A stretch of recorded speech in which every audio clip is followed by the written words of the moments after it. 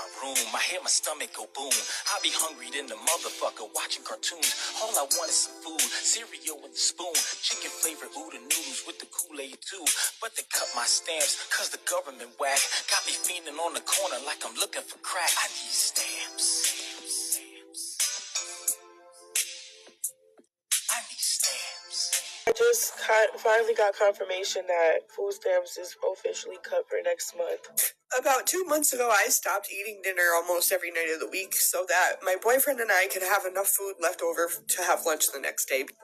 This was before we were about to lose our food stamps. Mind you, we both work. I don't think that we really realize the depths that this is, the damage that this is going to do, but the women, the mothers, and the families, but the mothers especially, who are going to go without meals so their children don't have to. I know that I will absolutely be one of those mothers. But because we have children and because aftercare and before care is too expensive, I've taken a job that's basically minimum wage so that I can be there to pick up my kids. I cannot fathom what we're going to do without that food stamp money, because if I already couldn't eat dinner with that food stamp money,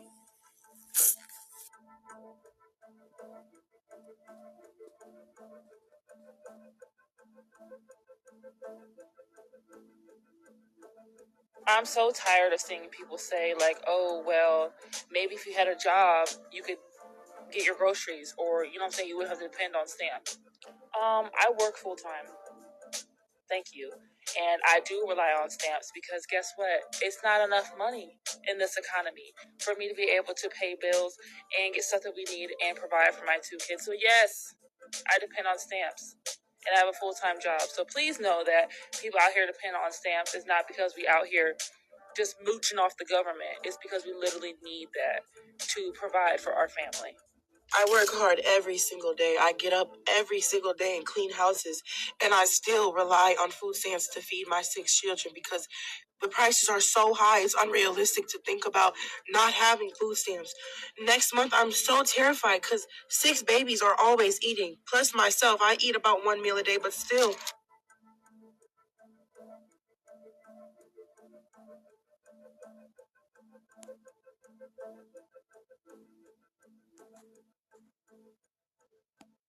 Hey, listen. The government shutdown is a distraction. It's not what's really going on. It's a distraction. We are at war. And what I mean by we are at war, we are in a spiritual war right now. The Bible says, for we wrestle not against flesh and blood, but against principalities and higher powers in darkness. We are fighting spirits. We are actually in a real war right now. And the devil is using the government shutdowns as a distraction to be able to come behind the scenes and destroy and devour any child, any human being, any relationship with God. Is going to test it.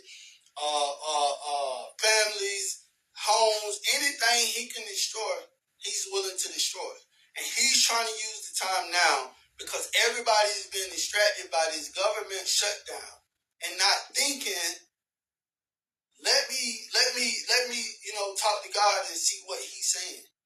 But we are at war, a spiritual war. Get on your knees, pray, seek God, and get directions from him and continue to let him guide you. But this government shutdown is only a distraction. I promise you. It's way deeper than what you think. It's way deeper than what you think.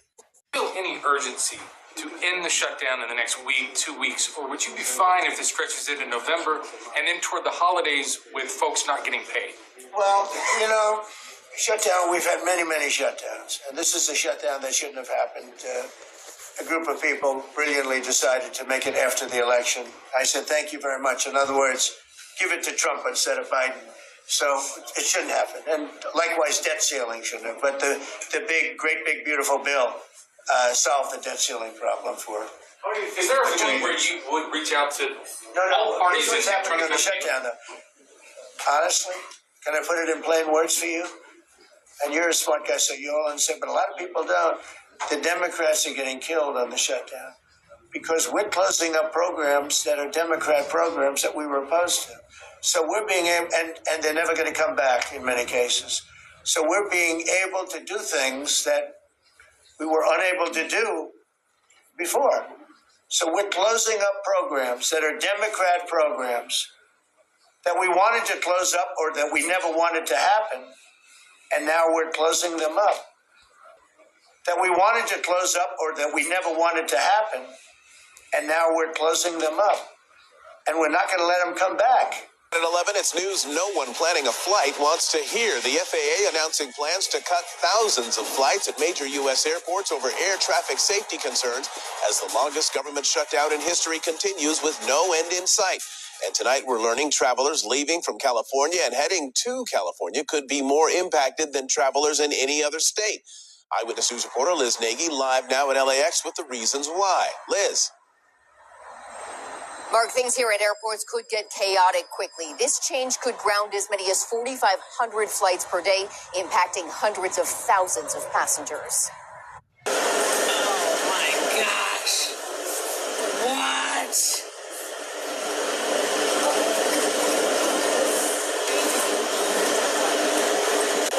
Oh my gosh. What? Got a message from a controller that said I'm running out of money. And if she doesn't get the medicine she needs, she dies. That's the end. So I'm going to either have to quit this job and take a different one instead of moving America's, passengers through it or the cargo. Now I'm going to have to choose my family and my daughter. Somebody came to me and said, Joe, I have a question for you. I said, what's that? I need your advice. What am I to do? Do I put gas in my car? Do I put food on the table? My wife is out making money. We don't have, money for daycare. What do I do? I didn't have the answers. Day in and day out, that's now the life of an air traffic controller. The people tasked with making the impossible possible are having it made impossible by not paying them again. So the message is simple. In the shutdown today, I got a message. Mr. Trump, I'm your supporter, but I gotta ask you this question. What the fuck are you doing giving $40 billion to your buddy in Argentina? And you haven't even given the Americans any money yet. I've never seen anything like this. Nearly a month in, emotions raged on the Senate floor. People should be getting paid in this country. And we've tried to do that 13 times. You voted no 13 times. This isn't a political game. Republican leader John Thune sparred with New Mexico Democrat Ben Ray Lujan. When you're in the majority, you meet people. Lujan introduced a bill along with Senate Democrats to fully fund nutritional programs like WIC and SNAP after the USDA said it would not tap into a contingency fund to extend benefits. That American empire is over. We're done. We peaked about 12, 15 years ago, and we are on a down. And it's very hard for the American people, which I understand. I am one. It's hard to get your head around that. We've had a century of on the way up, which is a lot more fun than on the way down. But it does happen to every empire. We're only the latest. Look at the British, how far they've fallen. We're in that process. So the problem with the trickle down is, there might be more jobs, but they're going to be created in China. They're going to be created in Brazil. They're going to be created in India. They're not created here. We have the greatest level of corporate debt this country has ever seen, off the chart. The greatest level of personal debt, and we have the greatest level of government debt. Our government debt is now trillions of dollars greater than our annual output. That was not the case in the 20th century. It is the case now.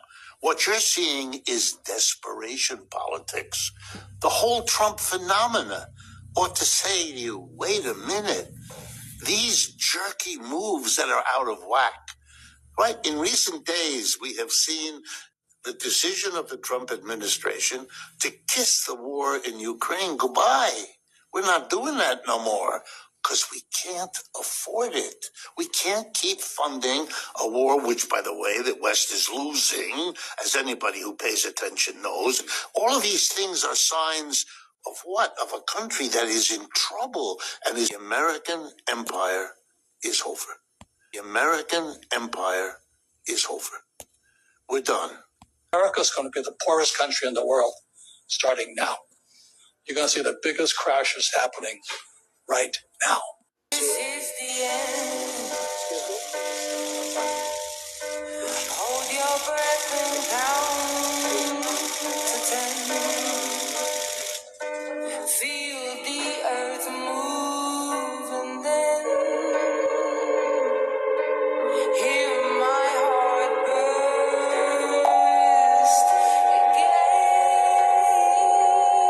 For this is the end. Ladies and gentlemen, much of the federal government has ceased functioning. So overdue, I owe that.